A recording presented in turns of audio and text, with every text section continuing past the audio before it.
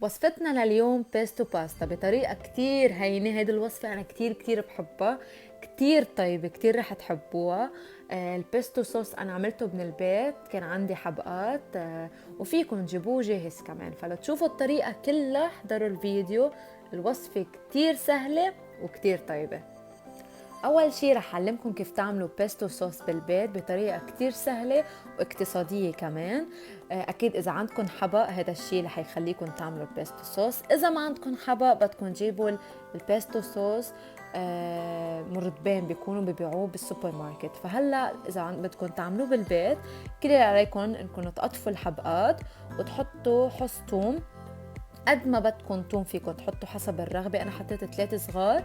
وهلأ بدنا ملح وبهار أسود، وأنا بزيد كمان رشة حبق مجفف وأوريغانو على الصوص.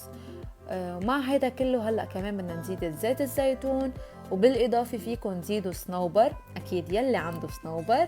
فأنا ما زيدت شي. فيكم كمان تزيدوا بارميزان كمان إذا عندكم وبس هيك.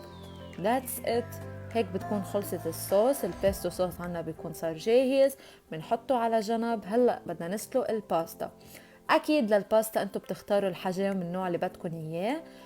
وهلأ بدنا نحن بحاجة لزبدة. أكيد إذا بدكم ما تستعملوا زبدة فيكم تستعملوا زيت زيتون. فأول شي حطيت الزبدة بقلب المقلاية وزدت البيستو صوص عليهم. من بعد هيك هلأ بدي زيد الكوكينج كريم. أكيد الكوكينج كريم أنا بعملها بالبيت، بديل الكوكينج كريم بالبيت. وفيكم تجيبوا كوكينج كريم جاهزة وتضيفوها. للكوكينج كريم أنا اوريدي صرت منزيتها كتير بكذا وصفة بتلاقوها. هي عبارة بس كتير سهلة بديلتها. حليب مع طحين وملح وشوية زبدة وبس هيك، وبتزيدوها على بعض. فهلأ أنا زدت المكونات كلها مع بعض وخليتهم شوي ليسمك شوي ويشد الخليط.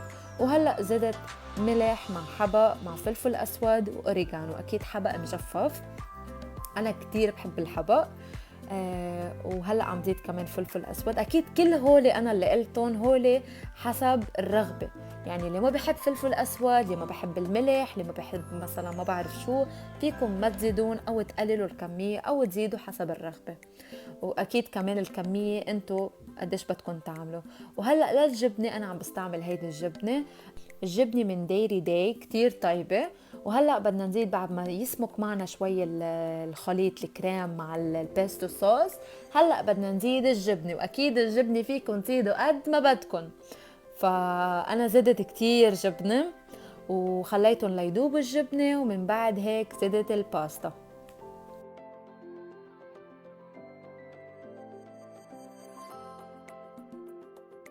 وهلا كرمال سماكه الكريم، هلا انا بحب الكريم يكون هيك سميك مثل ما شايفينه بالفيديو.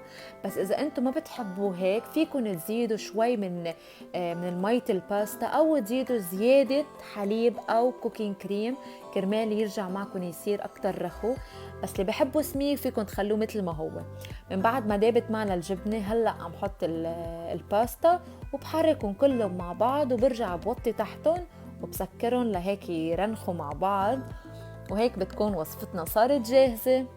فمثل ما شفتوا الوصفة كتير سهلة وعن جد كتير طيبة وما بتاخد وقت كتير. يعني أنا بعملها لما ما يكون في أكل، أوقات لما يكون في أكل كمان بعملها. قد ما عن جد طيبة وسريعة ودغري بتخلص معكم. مثل ما عم تشوفوا وصفات الأكل عم بعملها كتير سهلة، ما بتاخد وقت أبدا. وأغلبيتهم عم بيكونوا باستا لأنه أنا كتير بحب الباستا. فإن شاء الله قريبا بكون عملت لكم كل أنواع الباستا على البيج، رح يصيروا الريسيبيز تبعولن. لهلا عملنا هلا هيدي البيستو باستا اللي كتير طيبة وسوبر سهلة مثل ما شفتوا. بتمنى انكم تجربوها، واذا جربتوها ما تنسوا تبعتولي الصور وصحتين سلف. واكيد ما تنسوا اذا عجبكم الفيديو تعملوا لايك وشير وسيف وتعطوني رايكم بالكومنت.